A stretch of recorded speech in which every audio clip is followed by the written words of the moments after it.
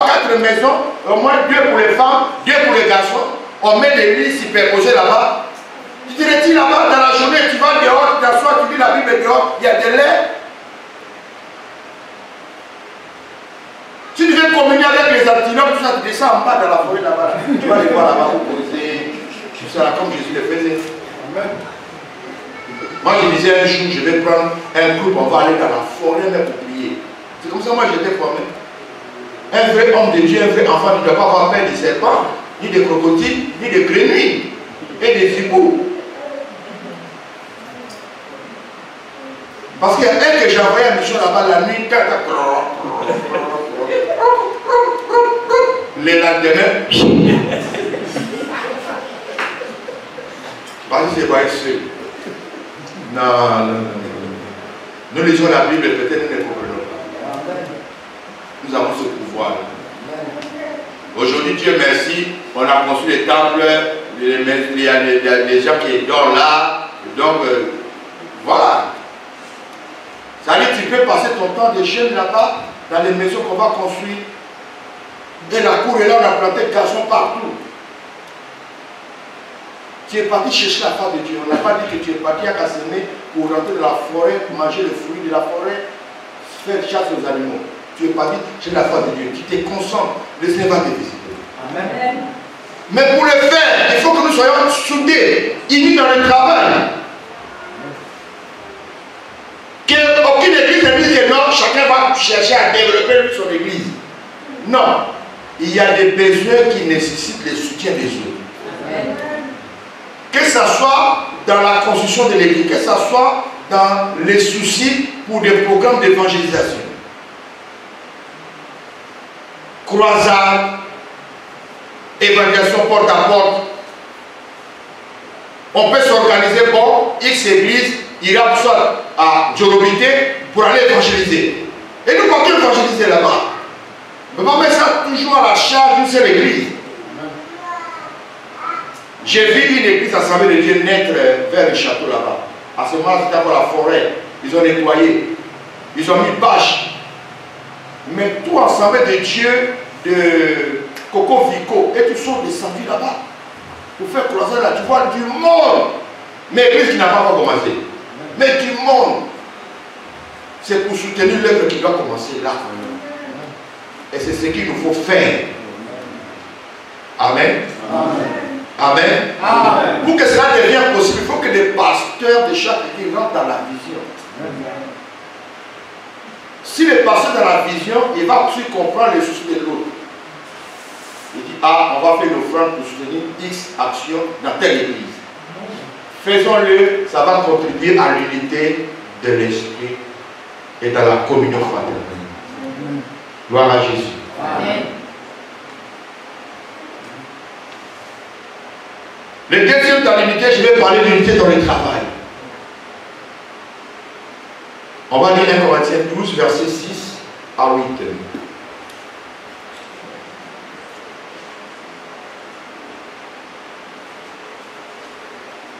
« 1 Corinthiens 12, versets 6 à 8. » 1 Corinthiens 12, versets 6 à 8. Diversité d'opérations, mais le même Dieu qui opère tout en tous. Or à chacun la manifestation de l'esprit. Écoute bien ici. Or à chacun la manifestation de l'esprit. Vas-y. Est donnée pour l'utilité commune. Est donnée pour l'utilité commune. C'est-à-dire, quand on dit à chacun, c'est individuel. Chacun de nous a reçu un don. Chacun de nous a reçu un talent de la part de Dieu. Mais ce que tu as reçu comme don là, on dit ici dans la manifestation de ces dons-là, cela n'est pas individuel. Dieu te l'a donné pour l'édification commune. Que les dons, la grâce qui se repose sur toi, que la communauté puisse en bénéficier. Vous savez, quand on est trop spirituel, quand on parle des dons, là, on est toujours dans les dons spirituels. Dons spirituels, parole de connaissance, sagesse, l'interprétation, on va parler, on va faire ça là. Mais il y a d'autres dons qu'on ne voit pas. Parce qu'il n'a pas fait trop mention de ça. Il y a ce que nous appelons les dons naturels. Dis avec moi les dons naturels. Les dons naturels. que chaque membre doit mettre en exercice pour le développement et la croissance de l'Église. Dans les dons naturels, nous avons des personnes qui ont les dons dans le métier tel que la menuiserie, l'infirmerie ou bien la médecine, même cordonnier, charpentier. Ce sont des dons qui peuvent contribuer au développement et à la croissance de l'Église. Parce que l'argent qu'on peut prendre pour payer un maçon dehors, nous avons déjà un maçon avec nous, un frère. Et si seulement on donne un peu quelque chose pour son transport, il vient et commence à construire. On va aller vite. Vrai ou faux? Ça n'a rien à voir avec les dons de sagesse et de discernement, ou bien de parler à l'âme. Mais lui, il met ça en exercice ou bien en exercice pour la communauté. Je connais l'église au Congo, l'église Kimbaptiste. En tout cas, ils n'appellent pas maçon dehors, ni peintre. Deux sont beaucoup. Les architectes, les peintres viennent de l'église. Ils font leur plan, ils font leur travail. Tu sais, quand tu es propriétaire de quelque chose, là, tu prends bien soin de ça. Très souvent, les chauffeurs, quand ils passent là, ils voient tout là, c'est pas pour lui. Mais quand tu vas avec ça doucement, il doit te protéger la voiture. Parce que quand c'est pour toi, tu prends soin de ça. Donc, quand les maçons de l'église, et ils construisent l'église, regarde comment ils vont prendre soin de l'église là. Ils vont mettre des tôles. Moi, je me souviens, à Kassemé, on a fait des tôles. À un moment donné, on a vu que la pente n'était pas trop forte, ça commence à couler. J'ai fait venir de. Comment on appelle ça? Les gens qui soufflent là. Le président parti m'a dit on va appeler un canadier, une chose spécialiste sur la téléphone. Comme ce n'est pas pour lui. Tellement ce soir là, on dit là, mon ami, non, il s'en fait rien. Mais quand il a vu le travail, ça coulait plus fort qu'avant. Mais quand c'est ta chose qui prend soin de ça. C'est-à-dire, la grâce, les dons que Dieu a mis à ta disposition là, mets ça à la disposition de la communauté. Tu es l'administrateur, un communicateur, mets ça à la disposition de la communauté. On a l'institut ici biblique, nous avons besoin de faire la publicité, on a besoin de frères, de ceux qui peuvent travailler dans la communication. Mais il peut en avoir et puis l'autre assis. Mais si chacun met ça à la disposition de la communauté, frère, il y aura croissance et développement. Et les choses vont aller très vite. Voilà pourquoi le verset dit, dans la manifestation des dons, chacun a reçu un don de la part du Seigneur pour l'édification de la communauté. Ce n'est pas individuel. Parce que quand tu gardes ça pour toi seul, frère, tu passeras au jugement de Dieu. Il ne faut pas ignorer ça, frère. 1 Corinthiens 14, non 12. Lisez un peu quelque chose si l'apôtre Paul vient de développer. Prends le verset 12 d'abord. Verset 12 jusqu'au verset 14. 1 Corinthiens 12, 12 à 14. Car, comme le corps est un et a plusieurs membres, et comme tous les membres du corps, malgré leur nombre, ne forment qu'un seul corps. Tous les membres du corps, malgré leur nombre, la tête, les bras, la poitrine, les pieds, les orteils, tout ça, malgré leur nombre, mais ils font comme les corps. Un seul. On est d'accord? Maintenant, chaque membre dans le corps joue un rôle différent de l'autre. On est d'accord? Continue.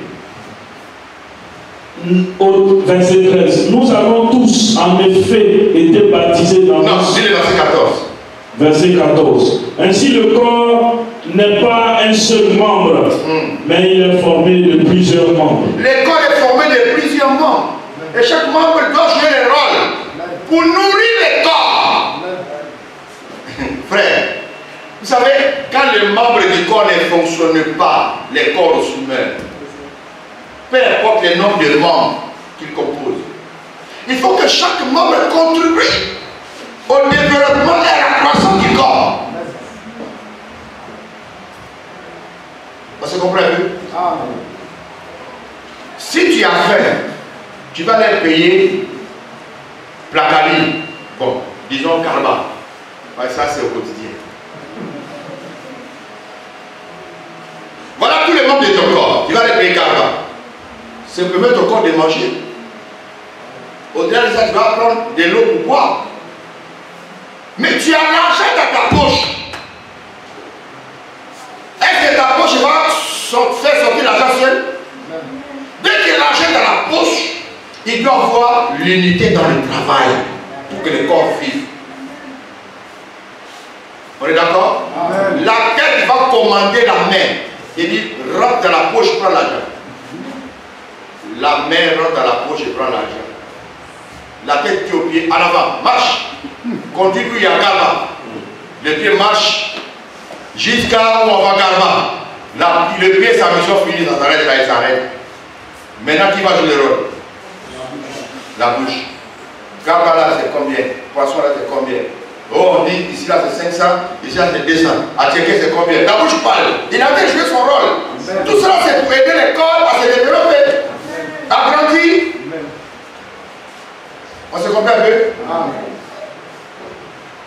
On dit, bon, la bouche, je vais à checker, donne-moi à checker 500, tu mets à poisson 1000 francs, tu mets piment et tout ça là, il y a d'accord. Le monsieur sait. Quand il finit de servir, il va donner la bouche qui a parlé. Hein? On dit, comme toi qui as parlé, la France. Quand il va finir de servir, l'erreur va revenir à qui? Hein? À la main. La main, c'est que moi, j'ai des dons spéciaux que la bouche n'a pas. C'est que moi, je peux faire, la bouche ne peut pas faire ça. Allez, comment? La main prend. Quand la main prend, la bouche a parlé, il a fini son rôle. La main a pris, il a fini son rôle. Maintenant, c'est le rôle de qui? Les pieds. Les pieds qui quoi? On va où? À la maison. Allez, les pieds marchent. Mais regarde la tchéké, qui accorde la tchéké? Est-ce que les pieds me disent que non? Doucement, mon ami. Il faut me donner parce que c'est moi qui ai marché.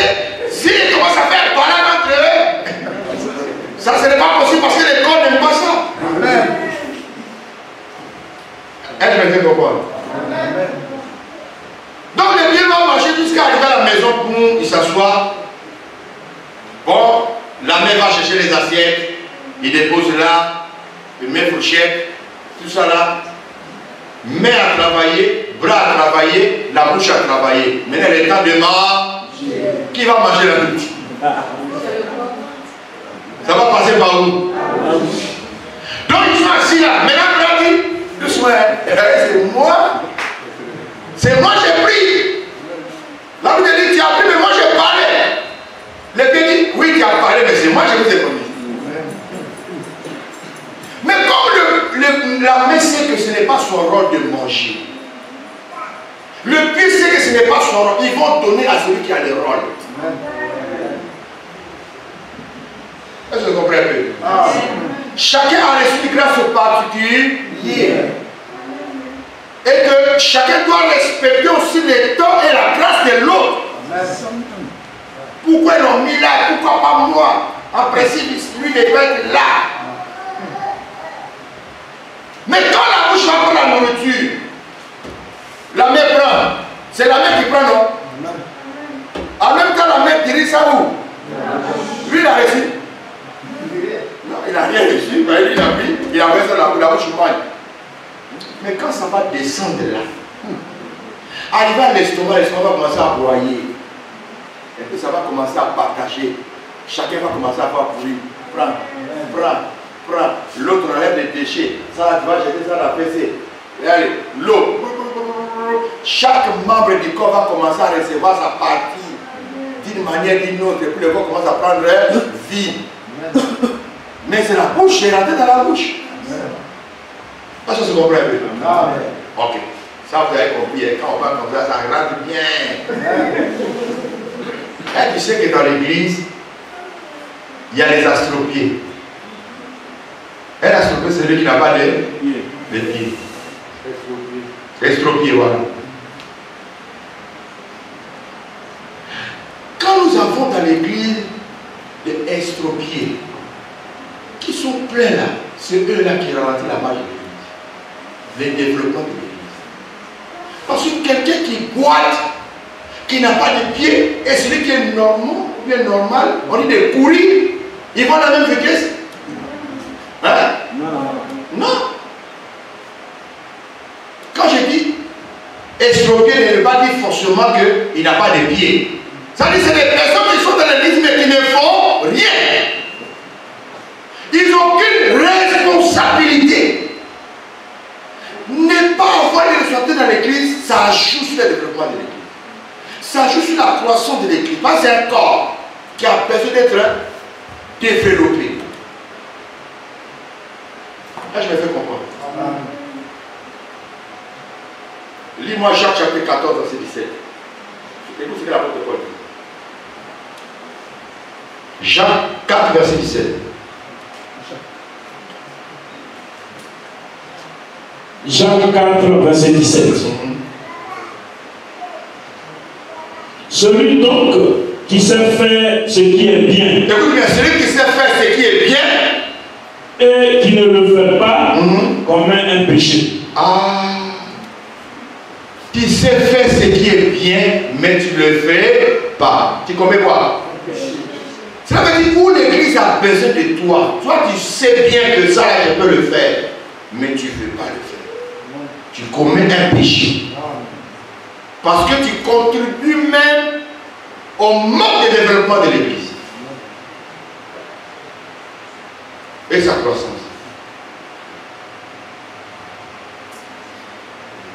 Ça va créer la lanterne. La lanterne. La lanterne. Qu'est-ce que je veux dire par là? Il faut que dans l'église nous ayons des départements. Les pasteurs doivent faire travailler tout le monde.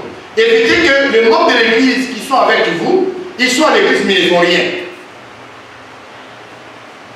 Quand vous avez dans l'église beaucoup de personnes qui ne font rien, frère, vous encouragez la marque de développement et la croissance de l'église. Amenez tout le monde à travailler parce que ça contribue au développement. Et pour amener tout le monde à travailler, qu'est-ce qu'il faut faire? Il faut créer ce qu'on appelle les départements. Qui avec moi les départements? Il faut créer des départements, frère. Un pasteur doit avoir l'esprit de créativité.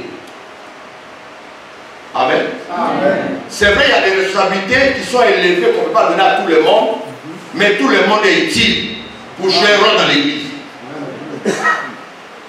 On est d'accord? Il y a département de prière, département de jeunesse, département d'évangélisation, département de ramassage des ordures, département de balayage. Créer des départements, chacun va se retrouver.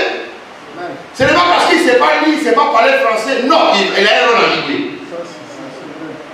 Département d'entretien des fleurs. Donc quand les fleurs, c'est machin, c'est lui. Parce qu'il n'a pas joué son rôle. Au moins il a un rôle qu'il a train de jouer à l'église. Parce que le rôle dans chaque département fait asseoir la personne. Il dit non, on m'a invité, quelqu'un l'invite, non, dimanche tu vas venir prier, non, je ne vais pas venir prier chez vous là-bas. Mais c'est moi qui s'occupe de tout ce qui est en placement des choses là-bas. Il ne va pas aller prier ailleurs. Le rôle que tu as donné, la mobilise la personne à rester là. On est d'accord? Amen. L'organisation de l'église ne dépend pas de Dieu. Cela dépend de l'homme qui est là. Est-ce que Dieu viendra placer les chaises pour nous? Viendra placer les instruments pour nous? Non. Créons des départements, que Dieu t'inspire. Une personne qui voit que même s'il vient d'arriver, crée un département de lui, pour lui, par rapport à son rang, qui ne va pas déranger même sa spiritualité. Vous ne pouvez pas dire que non, comme c'est un nouveau converti, il va devenir orgueilleux. Quelqu'un va balayer la tente, il va devenir orgueilleux.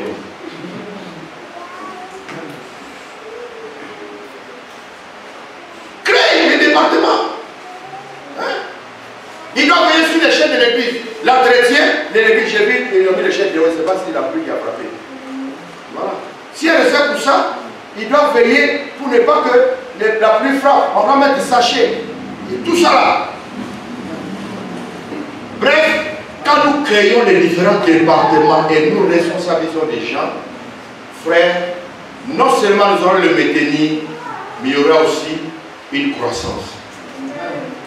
Deux, les gens vont commencer à travailler. Chacun va se sentir utile. Il est important que tu ressentes dans ton église quelles sont les personnes qui ne font rien. Dans l'église, ils font quoi? Ils font rien là. Il faut les recenser, il faut les reconnaître. Vous n'avez jamais vu quelqu'un qui est arrivé aujourd'hui, on lui a donné une tâche et puis il est resté à cause des tâches là. Il dit, je suis arrivé pas dans l'église là. Ah, on va dire, c'est moi qui dois commencer à nettoyer les frères. Et puis, apporter l'eau au pasteur. C'est un exemple que je donne. Donc, dans certains décès, que c'est lui qui va faire ça. Le responsable de l'électricité. Créer un département comme ça. C'est lui qui doit s'occuper de, comment on appelle ça? Tout ce qui est électricité, ses factures, tout ça, c'est lui. Il sait qu'il a une charge là-bas. Mais quand il y a un manque de responsabilité, il y a un manque de département, ça crée aussi ça. La personne vient aujourd'hui, demain, il s'en va. Ceux qui sont déjà anciens créent un département d'accueil qui va aller jusqu'à recevoir les personnes qui viennent d'arriver, nouvelles personnes. Et non, il ne peut pas manquer parce que c'est lui qui doit recevoir de nouvelles personnes. Et puis là, non. On n'a pas besoin d'une spiritualité pour ça. Et au-delà des départements, créons ce qu'on appelle aussi des cellules des groupes de prière. Dans chaque quartier. Et on appelle ça aussi des églises de maisons. Chaque église, quand l'église a des églises de maisons, des séries de prières, ça contribue aussi à la croissance de l'église.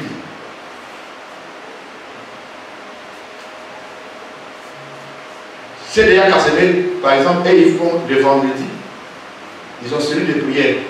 Il y a un autre qui s'est ajouté encore. Il y a une cellule. C'est quel jour? Voilà. Mardi, ils ont cellule. Vendredi, ils ont cellule. Dimanche, il y a culte. Donc, les gens qui sont dans les quartiers, ils viennent à la cellule. Les dimanches, on les convoie à l'église. Et maintenant, ils sont de s'organiser pour payer un tricycle pour aller prendre les fidèles qui sont dans les villages éloignés pour les envoyer dans l'église. Regarde les techniques de la croissance. Amen. L'église peut s'organiser, on paye une voiture pour ramasser les fidèles. Mini-car, minibus. Si d'autres églises les font, pourquoi pas nous? C'est écrit Fondation Apostolique. Les matins là, on dit ceux d'Adjamé, apprêtez-vous, le cas va passer à telle heure. Ceux de tel cas, le cas va passer à telle heure. Frère, ce n'est pas forcément qui sait que peut faire ça. Avec Dieu, il faut toujours faire le premier pas. Il va faire le reste pour nous. On peut payer un quart. Si on a un quart, l'église va ramasser les fidèles d'Adjamé, de tel point. Moi, je suis arrivé ici, il y a moins 15 personnes, j'ai arrivé. Ça contribue sur la croissance et au développement. Hormis les départements, hormis les cellules, on peut avoir des activités comme ça. Pour arriver à 1000, on commence à compter à partir de quel chiffre? Comment je m'appelle? 1, 2, 3, c'est là, c'est plus comme ça, on arrive à 1000. On a 1 million, allons se payer. Une fois, je disais, comment on appelle ça? À l'évêque à Samoa, on peut créer des caisses dans l'église. Des caisses fermées. En fer, bien soudées là. Chaque fidèle qui vient, il met pas 100 francs, pas jeton. 1000 francs, 2000, tu mets là-bas. On va garder ça pendant au moins 2 ou 3 ans. Pour l'achat d'eux. Frère, dans Misima là, on va ouvrir comme ça à 3 millions. Bravo. C'est-à-dire qu'il faut avoir des stratégies. Et dans la marche avec Dieu, il ne faut jamais marcher par la vue. Jamais Jésus a fonctionné par la vue, jamais. On dit ils sont plus nombreux, on va trouver l'argent là où? Pour payer la nourriture, ils vont manger. Moi, quand quelqu'un me parle, ça ne tape pas dans mon oreille, ça ne rate même pas. Tu n'as des paroles, ça tape et ça tombe. Et puis je refuse que ça rentre dans mon oreille pour aller infecter ma foi.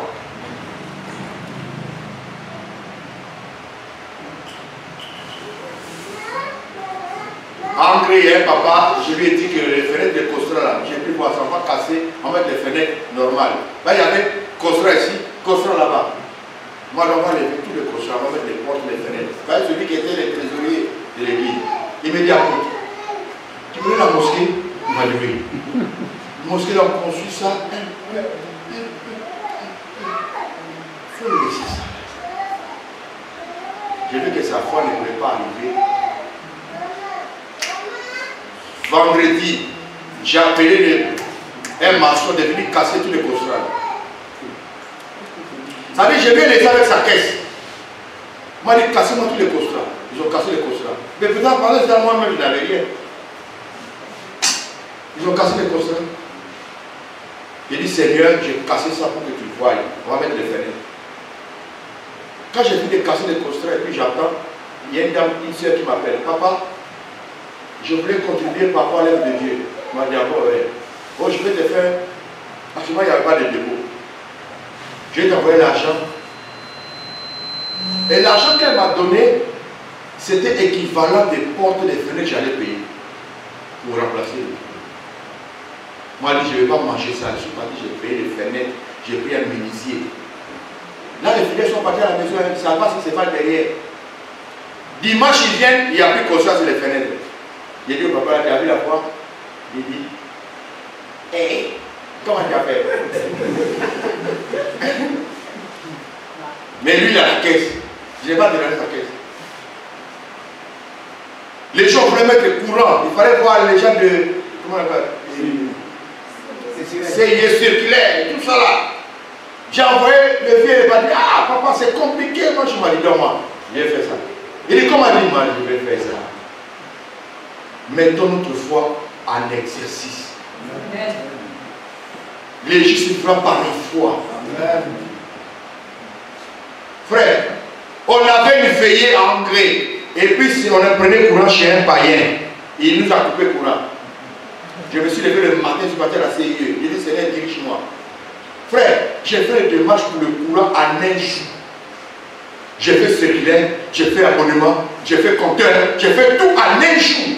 Avec qu'on ait courant. Toujours les gars disent, comment tu as fait? M'a dit, c'est ça la voie.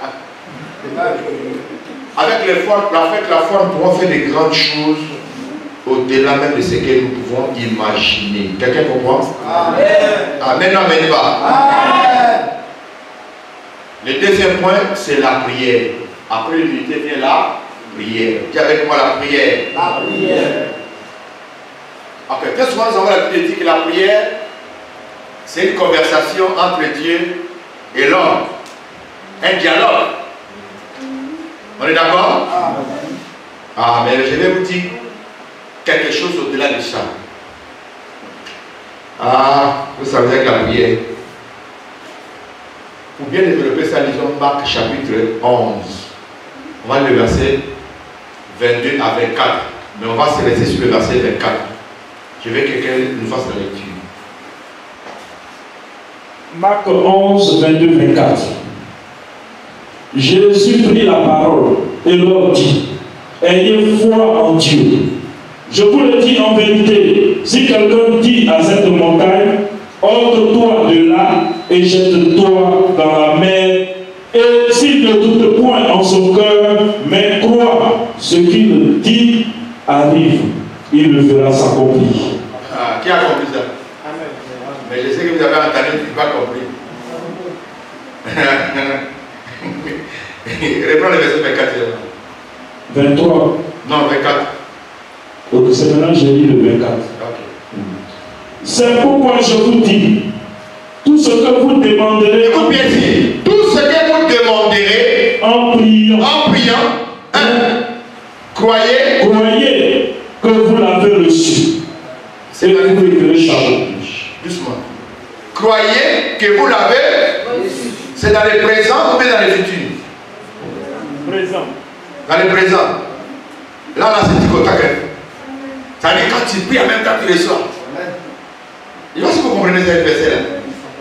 Hein? Non, reprends un peu.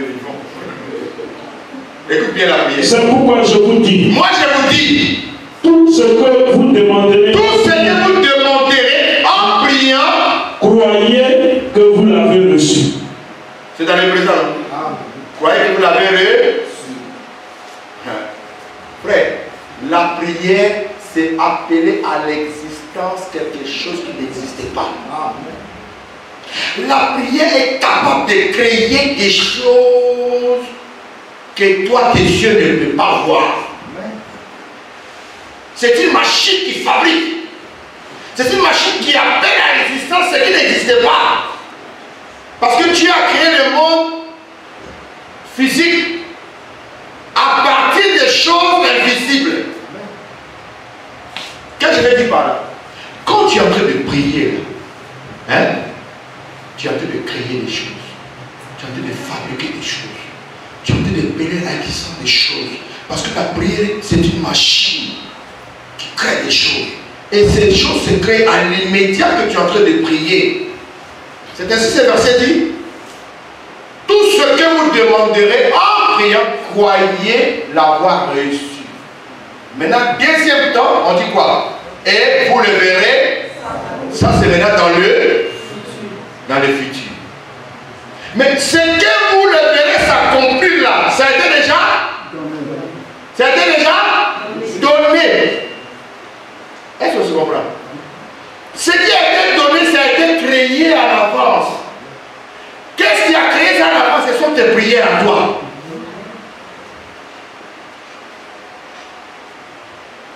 Nous sommes voyés que le diable utilise le doute pour détruire l'efficacité de ta prière. Parce que le doute, c'est le seul arme que le diable a pour que tu ne puisses pas recevoir ce que tu as demandé. Sinon, ce que tu as demandé à Dieu pendant des années, ça est déjà dans l'univers, ça traîne là. Il ne faut pas penser que quand tu pries, dis, ah, Dieu ne m'entend pas. Non, il dit, tout ce que vous demandez à prier, vous pouvez l'avoir reçu. Et vous le verrez s'accomplir. Dieu a créé les choses de ce monde par l'invisible. Il a toutes les choses invisibles pour le matérialiser. Quand il dit que la lumière soit, il appelle à l'existence une lumière qui existait, mais dans l'invisible. Et il ordonne à la lumière de faire quoi? D'apparaître.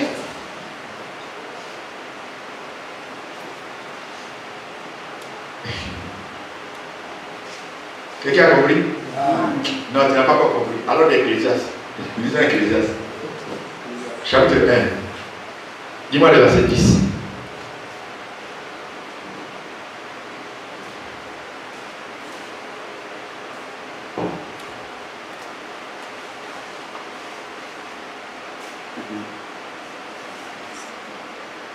Ecclésiaste 1:10.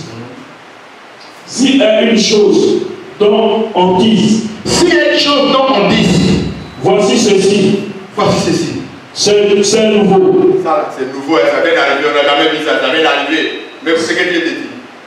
Cette chose existait déjà. On te dit, cette chose que tu vois nouveau là, ça existe déjà. Dans les siècles. Dans les siècles. Qui nous ont précédés. Qui nous ont précédés. Même toi, tu n'es pas nouveau. Ça veut dire qu'il calcule pas notre existence sur la terre comme nous-mêmes les humains. On dit j'ai fait mes 35 ans, j'ai fait mes 60 ans, j'ai fait mes 60 ans. Mais Dieu sait que tu as plus que ça. Parce que tu as existé avant de paraître. Il dit qu'il n'y a rien de nouveau sur là. Si on te dit quelque chose de nouveau, ça a existé dans les temps qui nous ont précédés. Vous savez? Non, Dieu est trop fort. Non, Dieu. Non, il est trop fort, c'est Dieu. Frère, regarde. Regarde, là où tu es assis. J'aimerais que quelqu'un rentre un peu à lui-même qui me dise un peu, quand on t'a couché là, tu as vu quoi? Quand tu t'étais, tu as vu les 5 ans quand tu étais là? Quelqu'un a vu déjà? Mais tu sais que quand tu t'étais, tu disais déjà papa, maman, tu disais ça. Hein? Tu reconnaissais ta papa, ton papa et puis ta maman. Si on devait te parler, maman, mais tu t'étais, mais tu n'as rien dit. Mais comment on fait suivre ça? Regarde la puissance de ce Dieu là. Comment il peut aveugler quelqu'un? C'est-à-dire, tu vois comment l'homme blanc dit la carte mémoire là. L'homme aussi a la carte mémoire. Dieu peut formater ça.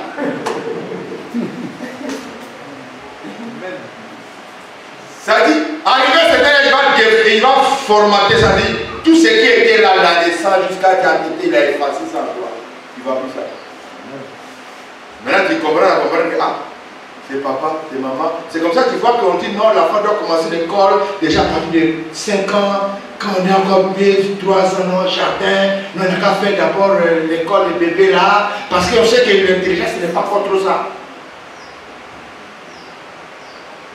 Parce que tu es poussant des formateurs qui ont passé.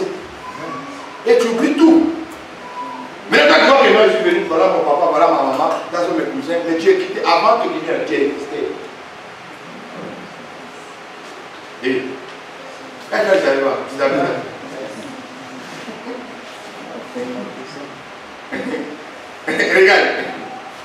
Regarde. Quand on meurt là, il a aussi formaté certaines choses. On doit oublier. Chaque étape a ses réalités. Parce que vous comprenez, il a ce pouvoir là, ce Dieu là. Maintenant, écoute ce qu'il dit, lui-même. Jean 8, verset 58, écoute ce qu'il dit.